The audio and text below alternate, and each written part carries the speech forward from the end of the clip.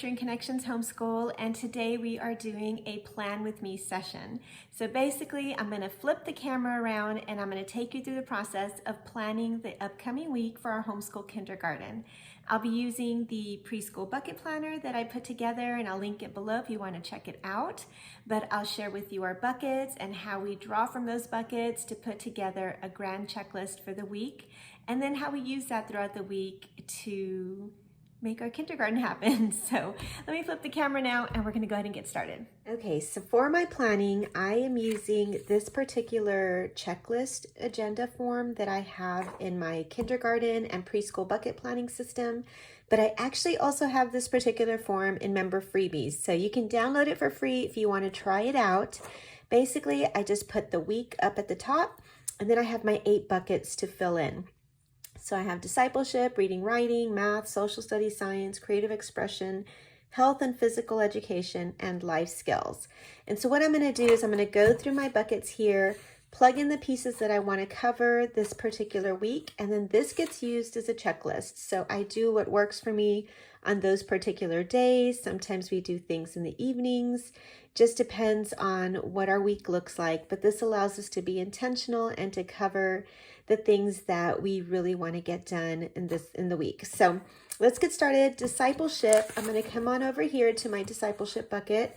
You can see that we cover a lot of these indicators quite a bit throughout the week. So we do some of this during our morning time when we sing hymns, we pray together, we do different devotionals together. But what I'm going to plug in here are just the things that I do with my kindergartner. So we are using My Father's World, God's Creation from A to Z as our Bible resource and science. It's kind of what we pull out of here more than anything else. And so next week we're looking at elephants. And you'll see here that there are 4 Bible little lessons here. So I'm going to plug in my checklist, Bible 4 times. And so I find it easiest to just write Bible and then write my numbers.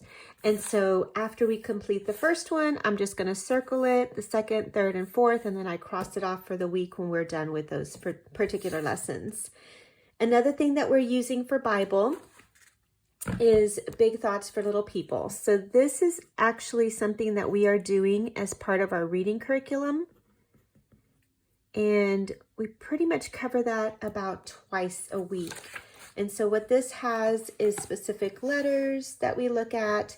It has a little rhyme, a little lesson with some artwork to look at together, some questions to discuss, and then a specific scripture. So based on the letter that we're reviewing that particular week, we'll cover that particular lesson during that reading time as well. So I'm going to actually jump over here to reading and writing. And since we use a curriculum for that as well, I can just plug in the curriculum that we're using. So we are using the Nurturing Connections and Reading Level A, which is this one that I have put together. This is available in my shop. You can watch a video if you're interested in finding out more. But basically, we just go on with the next lesson. It is super open and go. Intentionally for that reason. So here we're reviewing the confusing letters like R, B, D, and P. And so we're going to continue that with that on this particular lesson with watercolor paints and so forth. So she'll be doing that 4 times a week as well. So I'm just going to plug that in. Now I will be checking out my bucket here just to see if there are any other ideas that I want to plug in. And so what I have here are things like alphabet puzzles.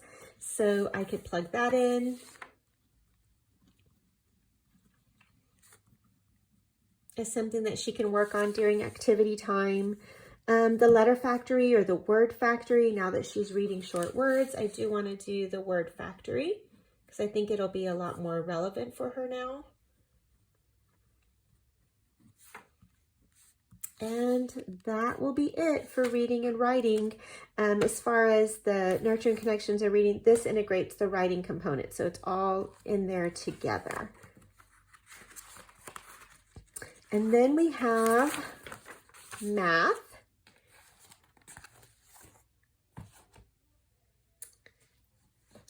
And so what we're using for math is the DK workbook. This is Math Made Easy for kindergartners. All I do is I have some flags here. At the beginning here, we were looking at numbers, and then toward the end, it was more shapes and same and differences. So we kind of started in the middle and at the beginning, and we're just working our way through. We just do a couple of pages each time, and we do this about 4 times a week as well. So I'm just gonna put DK Math. We also are using the Rod and Staff ABC series, and we just love these little booklets. They're great for cutting and pasting and just a number of different skills. And so right now, this particular one has some math skills, things that are similar or different, sequencing, and those types of activities. So we just do this 2 times a week, sometimes 3. So I'm just gonna put RS for Rod and Staff, and I'm just gonna plug it in a couple of times for next week. Now, I will look through my bucket here and see if there's anything else I want to cover. You'll see I have the tiny polka dot game here. I shared a little bit more about that in my video on preschool and kindergarten math resources. And so it's this little game. It's something that my daughter's been asking to play again. We used to do it more frequently. So I'm going to go ahead and plug that into my checklist so that I can remember to do that this week.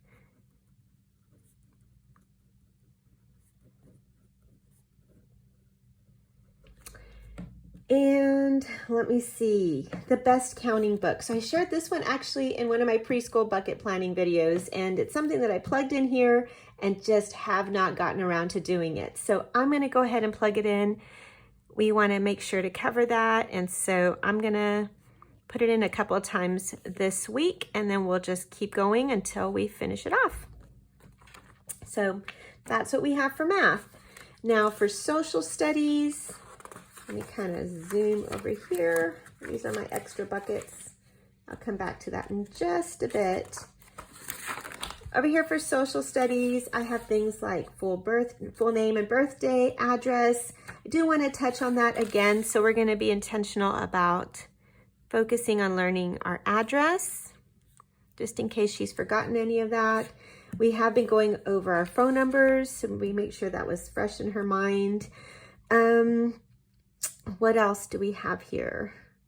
The only thing else I'm seeing on here that we still haven't covered is what do people do all day? So I'll plug that in. Again, we'll just do it a couple of times a week, and we'll just work through it over the next few weeks until we get through it all. And that particular book actually just goes over occupations. And so it just talks about different community occupations and the things that people do all day. All right, so next we have science. We cover science with My Father's World. So I'm going to kind of bring that back over here.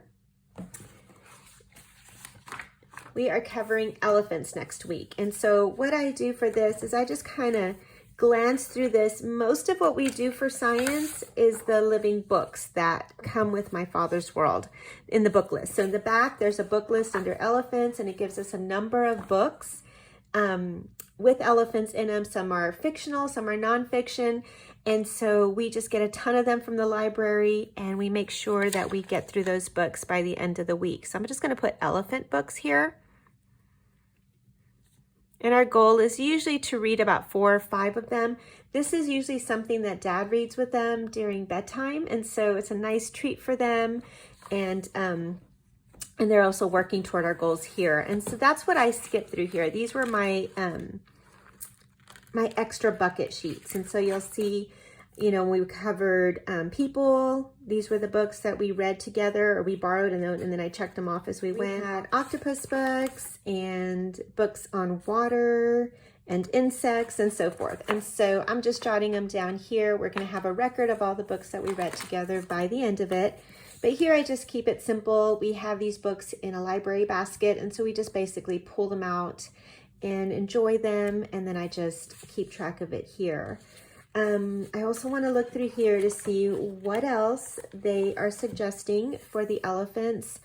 They have a globe activity here where the elephants live, so I'm just going to plug that in here as well. And that's on day 2.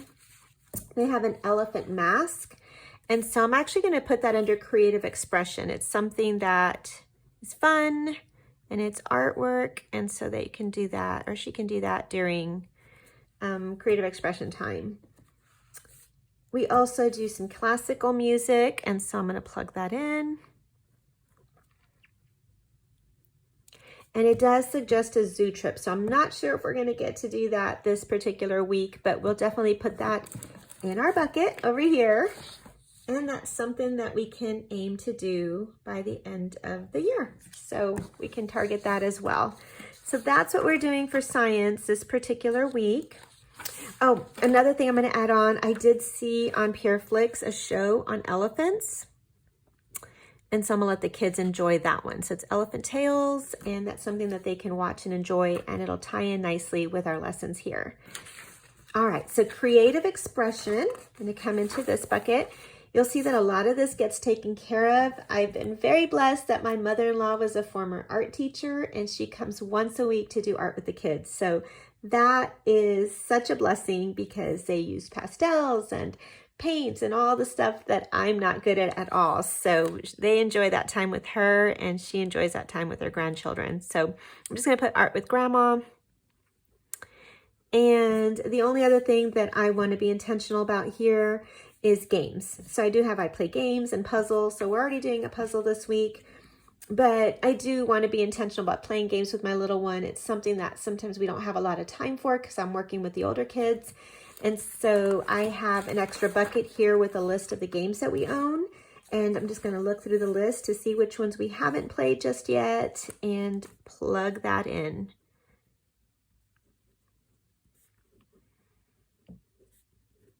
So, hi-ho Cheerios, it is. All right, so health and physical education. Let me kind of zoom on over to that one. Now over here, this is pretty easy because the kids go to a PE class once a week where they get to do a number of different sports and activities with other homeschool kids. We also have a dance class that they attend and a tumbling class. It's kind of a combo. So that will fall under that. She's already able to ride a bike. We kind of had some goals here at first. The only things that I haven't really checked up on are like the skipping things. So I might just jot it down as something to look out for to see if she's able to skip. And if not, we can have some fun with that as well. And then we're going to go to life skills. So over here, we have been working on the chore of cleaning up as we go. Clean up as we go. Because it's something that we tend to find little projects here and there and everywhere. So we definitely want to be intentional about that, which is here helping out with household chores. Everything else she's kind of already doing pretty well. We did start cooking with mom. So I'm going to put that in there. It's something that we do once a week. I do one day with each child, and it's just a fun time. They enjoy that. I enjoy it. We get to cook together or bake together and just share that time together. So that goes under life skills. I'm trying to see if there's anything else I want to target this week. A lot of these things are things that we're doing anyway, but when I jot it down here, it's because I want to be more consistent, more intentional. So actually under cleanup as we go, I think I'm going to go ahead and put in some numbers. I didn't write it down, but I'll put it up here. At least 4 times this week, I want to make sure that I am sitting with her or talking with her and kind of helping her out with that particular piece. Now, I'm going to look through all my materials here. The only thing I missed was this particular book. She was asking me about it, and it's just a big book of things to spot. And basically, you can learn about a lot of different places, like on the pond, and they have these different animals that they can look up, and then we search for them, we count them. So it's kind of a little bit of math and a little bit of science because it does introduce them to new vocabulary. And so you'll kind of see over here the ones we've already done. We write all over this, we enjoy it, and so we're just going to keep on going with this. So I'm going to write this down under science.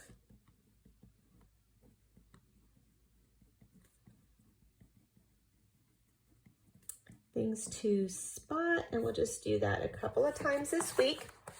And the only other thing I have here is the year at Maple Hill Farm. What we're doing with this particular book is learning our months of the year. And so that was actually in the bucket under math, but I completely skipped over it right now. So I'm going to add that in. And we just sing a little song and point to each month. And honestly, we've done that about 5 times this week, and she's already gotten it down. So we're just going to review it. Nothing too big. Just sing the song, the months of the year. Song, and we'll just do that about 3 times this week. And that is it. It's super easy. This might take me 5 to 10 minutes at most, but it allows me to be flexible. So when the week starts, if we have a busy day, then we'll just kind of bump some things over to the following day. We do have some wiggle room in here. We aim at 4 days at most. And so that gives us a day for those PE classes or dance and tumbling or visiting grandparents or just enjoying some books along the way. But what this does more than anything else is it keeps us intentional. We get to focus on our specific goals. We are not bound to a curriculum. So as great as this curriculum is, we use this as a tool to accomplish our goals, not the other way around. I used to early on try to follow a curriculum, and then I'd see all these great ideas, like these types of books all over, and I was trying to do everything at the same time, and I'd get so overwhelmed. And it was taking the time to step back and create this planning system and say, okay, let me just dump everything in here. This could be a holding tank. And then when I'm ready to accomplish those things, I can just plug them in when we have time, or I can plug them in when they make sense, like the elephant video or the puzzles and the videos and so forth. And this allows us to just have a well-rounded week, a school week. We're not just doing workbooks all day. We're not just doing any one thing in particular. We're engaged. We're bringing in a variety of resources. And it just makes it fun. We enjoy it. She enjoys it very much. And then there's still plenty of time for everything else that we want to do. She loves to play and build and draw. And she does about 15 minutes of ABC Mouse as well every day. And so I can actually plug this in here. But it just keeps things moving along and working toward our goals. So just wanted to share that process with you.